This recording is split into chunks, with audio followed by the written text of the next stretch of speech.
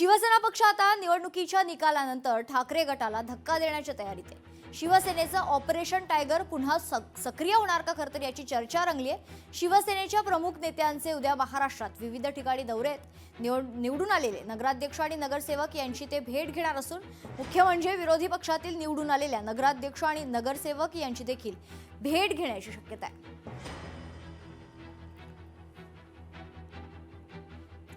लातूरच्या रेणापूरमध्ये भाजपचा विजय झालाय। काँग्रेसचा पराभव झाला असून भारतीय जनता पक्षाचा 10 जागांवर विजय झाला असल्याची माहिती।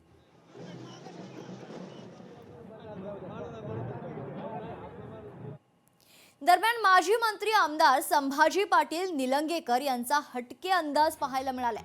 लातूर जिल्ह्यातील 4 नगर परिषदांवर भारतीय जनता पक्षाच्या विजयानंतर संभाजी पाटलांचा हटके अंदाज व्यक्त करताना आपल्याला पाहायला मिळाले। आता मिशन लातूर महानगरपालिका माजी मंत्री संभाजी पाटील निलंगेकर यांनी अशा शब्दात आपला हटके अंदाज दाखवला।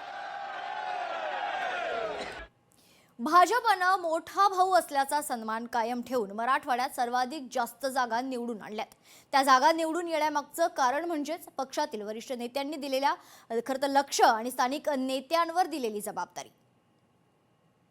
दोन जे आहे प्रमुख म्हणजे जे जिल्हाध्यक्ष असलेले फुलंब्रीची जागा आणि एक पैठणची जागा जी प्रमुख होती, जिथं मोठी ताकद भाजपने लावली होती, तिथं त्यांना पिछेहाट झाली, म्हणजे तिथं त्यांना पराभव गेला।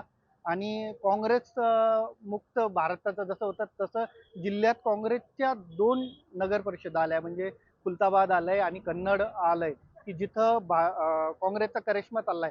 भाजप या दोन्ही ठिकाणी भाजपने प्रचार भरपूर केलाय, पण स्थानिक राजकारण आणि स्थानिक मुद्द्यांवर ते कमी पडले। त्याच्यामुळे हा निर्णय आणि हा बदल झालेला दिसतोय।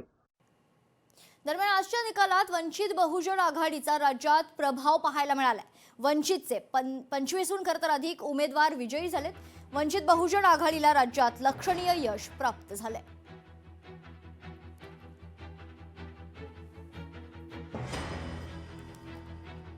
वंचित बहुजन आघाडीला राज्यात चांगले यश मिळालेले आहे। राज्यात वंचितचा प्रभाव पाहायला मिळतोय। वंचितचे एकूण 25हून अधिक उमेदवार विजयी झाल्याची माहिती आहे। वंचित बहुजन आघाडीला राज्यात लक्षणीय यश प्राप्त झाले।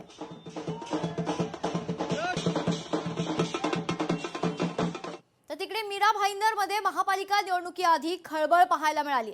खरं तर 100 ते 200 ब्लँक आधार कार्ड आज आढळलेले आहेत। काशीमीरा परिसरातला हा संपूर्ण प्रकार असून याची चौकशी पोलीस करतात। आणि असे कोरे कार्ड जर कोण छापत असेल आणि हे याचा वापर जर इलेक्शनसाठी कोण करत असेल तर ही अतिशय निंदनीय गोष्ट आहे।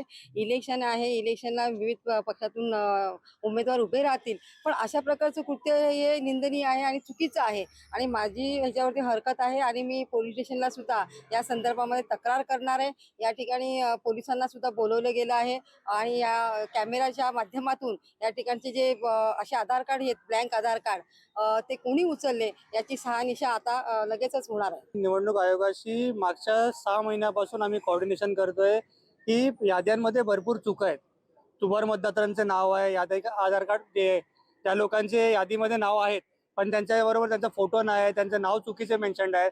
हा सर्व आम्ही निवडणूक आयोगाला मागच्या कित्येक दिवसापासून सांगतोय, पण त्याच्यावरती यादीमध्ये काही सुधारणा केली नाही। ही जी प्रारूपमध्ये आली होती त्याच्यावरती ऑब्जेक्शन सजेशन झालं, त्याच्यानंतर या लोकांनी फायनल फोटो लिस्ट पब्लिश केली, त्याच्यामध्ये हे सर्व चुका तशाच आहेत।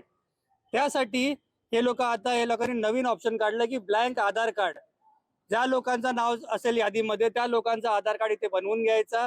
मध्ये लोक जाणार मतदान केंद्रामध्ये, तिथे हेच आधार कार्ड दाखवणार आणि मतदान करून टाकणार। हा जो वोट चोरीचा प्रकरण आहे त्याच्यातला हा अजून एक भाग आहे। आणि मीरा भाईंदर शहरात सुद्धा मी तुम्हाला मागच्या 3 महिन्यापासून सांगतोय की मीरा भाईंदरमध्ये वोट चोरी झाली आहे, हा अजून होणार आहे। लोकशाही मराठी ऐका, पहा, जागरूक रहा।